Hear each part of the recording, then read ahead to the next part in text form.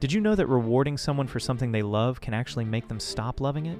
In 1973, researchers at Stanford gave children who already loved drawing a simple reward for doing it: a gold star, a certificate. Nothing big. Within weeks, those same children drew less on their own, voluntarily, without anyone asking them to stop.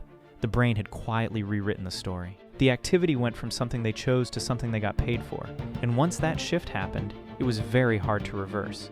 Psychologists call this the overjustification effect. The reward didn't add motivation, it replaced it. This is why some kids who get praised for every drawing eventually stop drawing, why some employees who get bonuses lose their passion for the work.